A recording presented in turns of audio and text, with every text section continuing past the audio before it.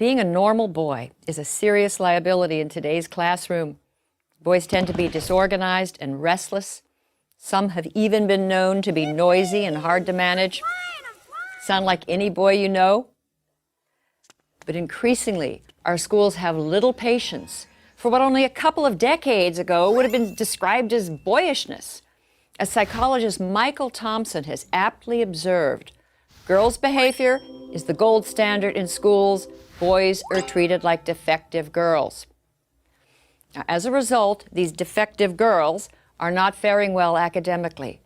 Compared with girls, boys earn lower grades, they win fewer honors, they're far less likely to go to college. Boys are languishing academically while girls are prospering. In an ever more knowledge-based economy, this is not a recipe for a successful society. We need to start thinking about how we can make our grade school classrooms more boy-friendly. Well, here are 4 reforms that would make a very good start. 1, turn boys into readers. In all age groups, across all ethnic lines, boys score lower than girls on national reading tests. Good reading skills, need I say, are critical to academic and workplace success. A major study in the UK discovered, not surprisingly, that girls prefer fiction, magazines, and poetry, while boys prefer comics and nonfiction. Boys whose eyes glaze over if forced to read Little House on the Prairie may be riveted by the Guinness Book of Records. Cool. Boys will read if given materials that interest them. If you're looking for suggestions for books that have proved irresistible to boys, go to guysread.com. 2, inspire the male imagination. Celebrated writing instructor Ralph Fletcher contends that too many teachers take what is called the confessional poet as the classroom ideal. Personal narratives full of emotions and self-disclosure.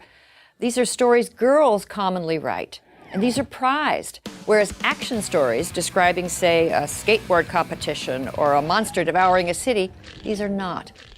I recently read about a 3rd grader in Southern California named Justin who loved science fiction, pirates, and battles. Well, an alarmed teacher summoned his parents to school to discuss the picture the 8-year-old had drawn of a sword fight, which included several decapitated heads. The teacher expressed grave concern about Justin's values. The boy's father was astonished, not by his son's drawing, which to him was typical boy stuff, but by the teacher's overwrought and female-centered reaction. If boys are constantly subject to disapproval for their interests and enthusiasms, they're likely to become disengaged and lag further behind. Our schools need to work with, not against, the kinetic imaginations of boys. 3, zero out, zero tolerance. Boys are nearly 5 times as likely to be expelled from preschool as girls. And in grades K through 12, boys account for nearly 70% of suspensions. Now, this is often for minor acts of insubordination and sometimes for entirely innocent behavior. Hardly a week goes by without a news story about a young boy running afoul of the school's zero-tolerance policy. Josh Welsh, age 7, was recently sent home from his Maryland school for nibbling off the corners of a strawberry Pop-Tart into the shape of a gun. Josh, like many other boys punished for violating zero-tolerance policies, was guilty of nothing more than being a typical 7-year-old boy. 4, bring back recess. Believe it or not, recess may soon be a thing of the past. According to research summarized by the Science Daily, since the 1970s, school children have lost close to 50% of their unstructured outdoor playtime. And much-loved games have vanished from schoolyards. In schools throughout the country, games like dodgeball, Red Rover, even tag have all but disappeared.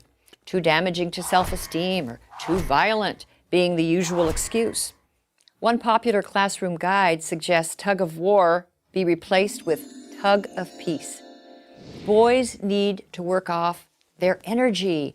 They need to be free to play games they enjoy, and keeping them cooped up and inside all day will not help them learn.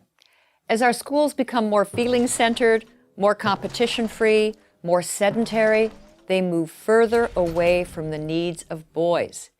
We need to reverse the boy-averse trends. Male underachievement is everyone's concern. These are our sons. These are the young men with whom our daughters will build a future. If boys are in trouble, so are we all. I'm Christina Hoff Sommers at the American Enterprise Institute for Prager University. Join Prager University, subscribe to our YouTube channel, and sign up for free at prageru.com.